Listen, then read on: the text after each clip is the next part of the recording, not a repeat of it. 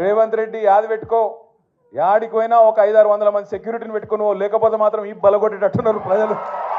ఎక్కడికి పోయినా మాట్లాడతారు, అక్కడక్కడ డైలాగులు కొడుతుంటారు రేవంత్ రెడ్డి. కేసీఆర్ దమ్ముందా అంటాడు, కేసీఆర్ అంటాడు. నేను అంటున్నా కేసీఆర్ కావాలంటే ఈయనకు మన సోషల్ మీడియాలో పోస్టులు పెట్టే పిల్లగానే తట్టుకోలేకపోతుండే ఈయనకడ కేసీఆర్ కావాలన్నాడు. అవసరమా? ఈ చిట్టినాయుడు గింత మనిషి వీడు, వాడు మళ్ళీ చిట్టెలుక గాయన కంటే కేసీఆర్ కావాలన్నాడు. అందుకే మేము చెప్పినాం మొన్న, అంత లేదు నీకు చేతనైతే అక్క అడిగింది. ఇలా పొద్దున జగదీష్ అన్న కూడా చెప్పిండు. ఏం చెప్పిండు? ఇప్పుడు అసెంబ్లీ నడుస్తుంది కదా, రేవంత్ రెడ్డి గారు నాకు ఈ భాష ఇష్టం ఉండదు నిజంగా చెప్పానంటే, కానీ తప్పదు అప్పుడప్పుడు. నాకు నిజంగా అప్పుడప్పుడు నాకు ఇష్టం ఉండదు. నేను చదువుకున్నా రేవంత్ రెడ్డి లెక్క నేను ఆడ ఆవారా తిరిగినోని కాదు. ఎక్కడో పోయి బయట దేశంలో పోయి కొంత ఉద్యోగం సంపాదించుకున్నా, కొంత పేరు సంపాదించుకున్నా, నాకు ఇష్టం ఉండదు. కానీ ఇక కుక్కగాడుకు చెప్పు దెబ్బ అన్నట్టు ఇస్తుంటోళ్ళకి ఇట్లే చెప్తేనే అర్థమవుతుంది.